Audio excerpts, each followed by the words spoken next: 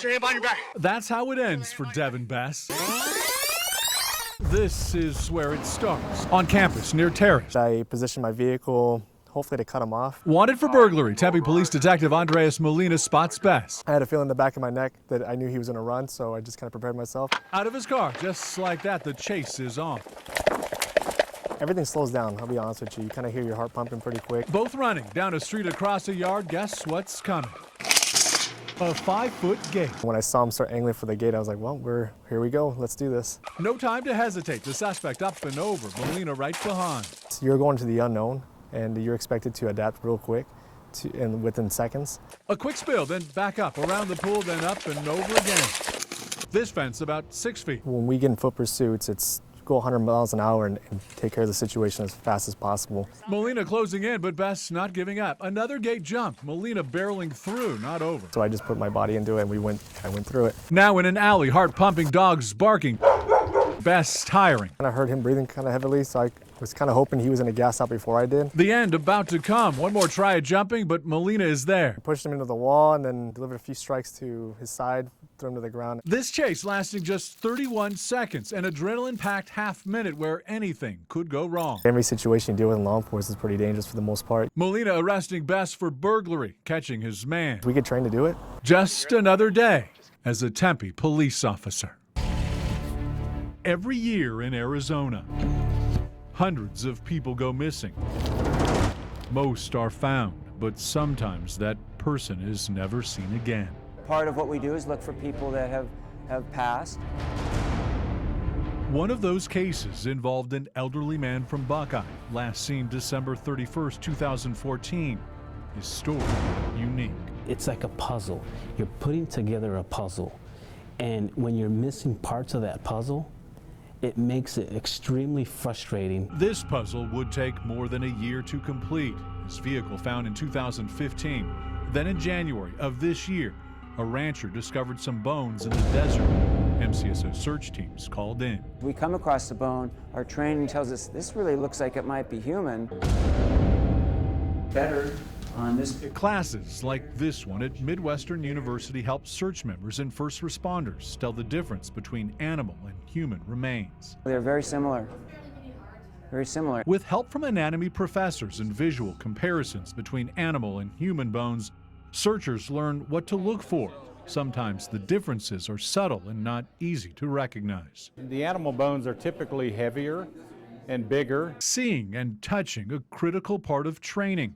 These are radius or arm bones, one from an animal, the other a person. When they start decomposing, they have a lot of the exact same chemical reactions that happen. So the same gases are given off in both. But humans have more than animals do. Colette Falco is part of MCSO's Canine Posse. Kaya, her search dog. She has had quite a few finds in her career. She has found full bodies. She's found pieces of bodies. In the Buckeye case, searchers would find a skull, jaw, and spine bone. They knew it was a person. The purpose of this class is to learn the differences between the different bones so that we can better identify them in the field. The medical examiner would later confirm the bones were those of the missing man. An open case, now closed. But more people are out there missing, and finding them remains a top priority for all those involved. On Sunday morning, inside this Scottsdale home, 58-year-old Charles Jackson was murdered. As we start to do these investigations, it's a very meticulous and slow process, and we start out wide and work our way in. A perimeter immediately set up. Investigators start looking for clues and leads. We're contacting every house to see if anybody saw anything because we're starting at ground zero. Their first break, a neighbor's security camera captures a potential suspect, a man roaming the neighborhood knocking on doors. It's trying to piece the case together. It's trying to piece the events backwards in time.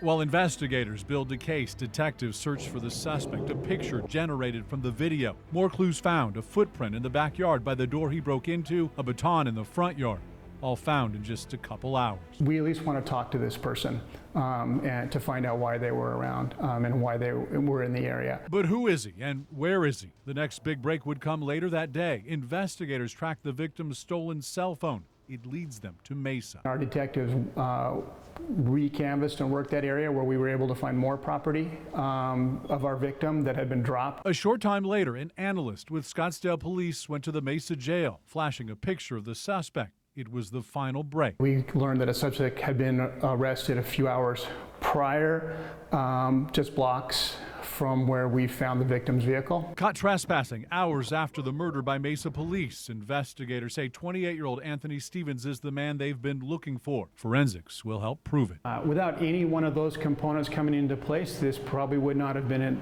we would not have made an arrest as fast as we did. It took investigators less than 24 hours, confident they have their guy. Plenty of evidence connecting him to the murder. It is a fast-paced, adrenaline-driven, high-stress occupation. We have to make decisions quickly and we have to be right every time. Police often live on the edge, training their guardrail. The more they control their emotions, the more they'll control the scene.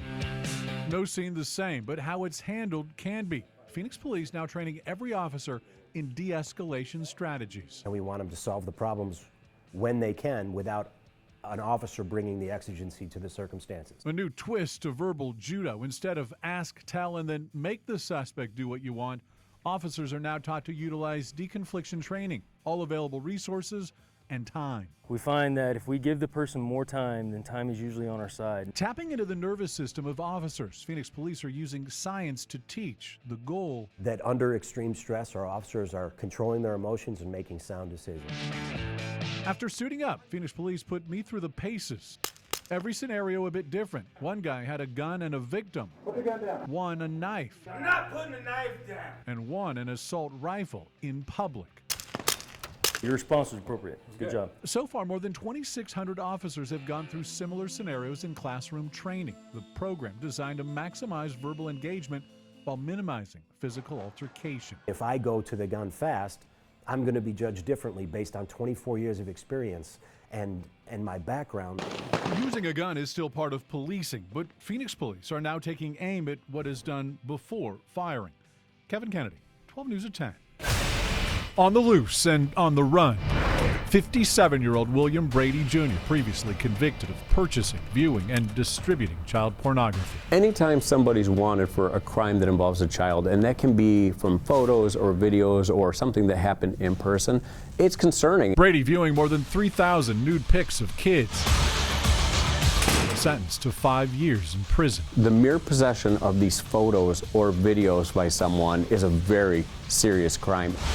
Paroled and back on the street, court documents show he is once again offending. When we know somebody has an interest in these photos or videos, that's an unhealthy interest, and that's somebody that we need to locate. His online viewing leading to disturbing acts in public. Some of the previous victims as young as 9 years old. Brady considered medium to high risk to reoffend. His probation officer concerned he is a threat to the community. There are no more innocent victims than children.